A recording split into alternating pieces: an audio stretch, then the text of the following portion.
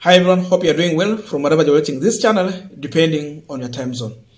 Now, William Samoei Ruto, while in Machakos, he told Kenyans that within 1 week, he's going to allow cheap maize in this country in order to deal with the issue of high cost of living. It is already 1 week. We are yet to see the cheap maize in the country. But still, we have seen what is being shared on social media. That means that food is not even tangible because we are seeing flour that is being sold at 150 shillings, 160 shillings. To some areas, yes, people have got to see this product. And that confirms one thing, that what Ruto promised is not what he has delivered. Why? Ruto promised cheap maize, but the maize that are selling, they're selling the unga at 150. That to me is not cheap. What they are doing is actually to reduce the price of unga. So he promised cheap, but he has brought in a reduced price. Because cheap is when everyone can afford. That's when you will say a product is cheap. A product is cheap when it is readily available at affordable price in the market. So the question we are asking is that product cheap? Can everyone afford? That's number one. And if everyone can afford, number two, is that product readily available in the market? Because it's just specific areas they are selling this product. Huku kwetu Western hakuna. Number three, what about the quality of that product? Because if you are bringing in a cheap product that you have compromised the quality, then again, that one is also dangerous. Kenyans needed the maize that they have been buying, the flour they have been used to buying in the supermarket, which is still in the quality they have been used to, but not a quality that has been compromised. So someone asked Hussein Mohammed about the issue of the flour on the shelves, and what about the availability and then the prices. And this is what he responded. Let me quote him.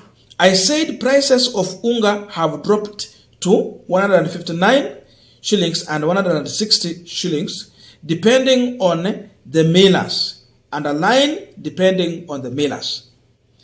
Now, he is very clear. It will depend on specific millers. That confirms that these people went into a contract with the specific millers. So not all millers have been given a chance to do what? To import that maize. But then, Boni Khaluale, just like any other Kenyan who is asking this question, because now people are making this thing to look like it is Azimio who is just questioning this. Boni Khaluale has also a question for Hussein Mohammed, and this is what he's asking. I don't know where the cheap unga is. I expected the unga to be in the supermarket and the smaller market and the kiosk at home. If it is not there, let people wait for it. So Boni Khaluale, the majority whip in the Senate on the government side of William Samoei Ruto, is already contradicting Hussein Mohammed, and that means contradicting William Ruto regarding Gachagua and the Minister for Agriculture, Mithika Linturi. Both of them are not speaking the same language. Boni Khaluale is speaking the language we are speaking here, because for us, we have not seen this cheap unga in the shelves in the kiosk in our village. We have not seen this in the supermarket closer to us. But again, there is someone who asked a question on the same issue. That is Njenga. Mr. Njenga, this is what he's saying. Why can't NCPD be facilitated to mill and pack on behalf of government and effectively control the price of flour to 100 shillings per packet?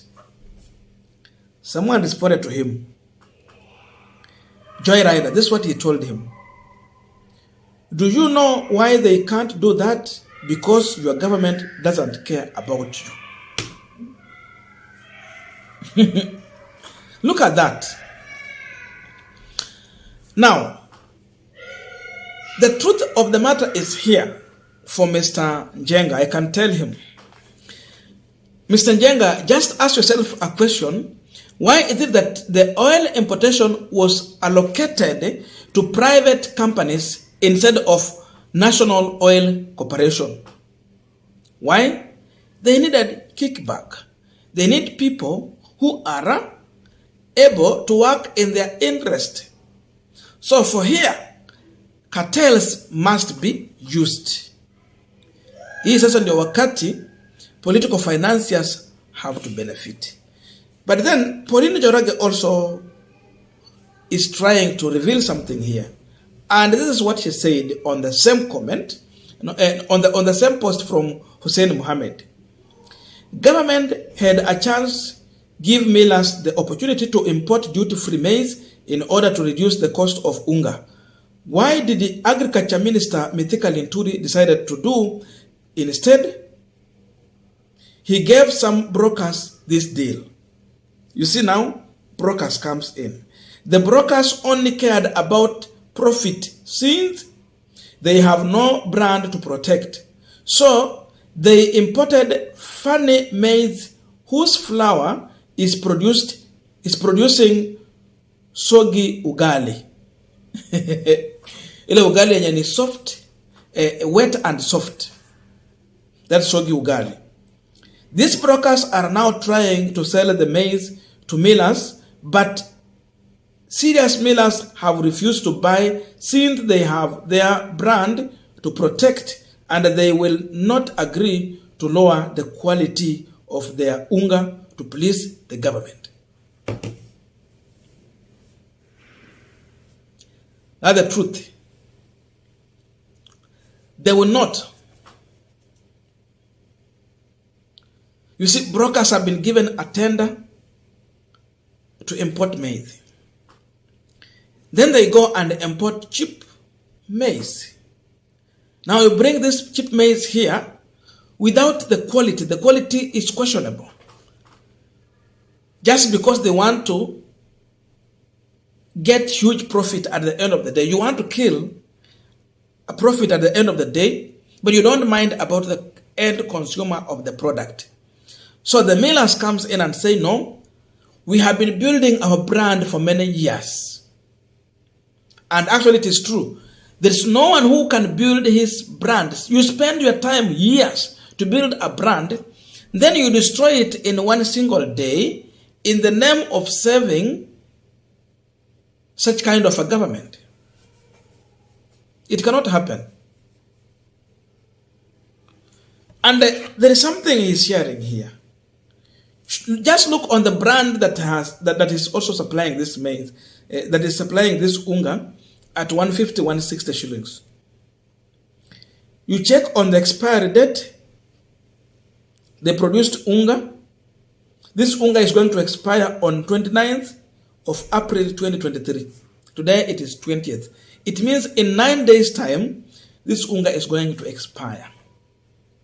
Look at that. The unga was manufactured on 9th December 2022. It's expiring soon. So in a short time, it is going to expire. And these are the products we are having in the market. For how long will it serve the interest of Kenyans? So I also had a statement from the millers, and they have promised consumers that they will go and do their own importation of maize. Then they will come within 1 or 2 weeks.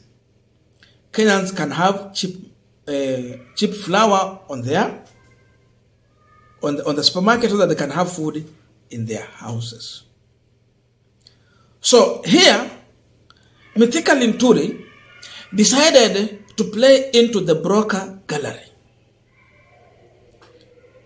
If what Pauline Njoroge is posting is something to go by, and indeed, just ask yourself a question. Why is it that up to now, Kenyans are not comfortable with this new brand of unga? They don't buy it. And those who have bought it are now telling us Thus, the end product of this unga is soggy ugali. Ugali haina ladha. Hiyo ugali yenyewe iko wet. Hiyo ugali yenyewe iko soft. Sio ile ugali yenyewe sisi tumezoea. So those other brand have distanced themselves from this maize, which is of low quality. Ni kama wale jamaa wanachukua chakula ya ng'ombe wanataka binadamu akule. Chakula ya mifugo. Wameleta wamesema binadamu afanye nini? Akule.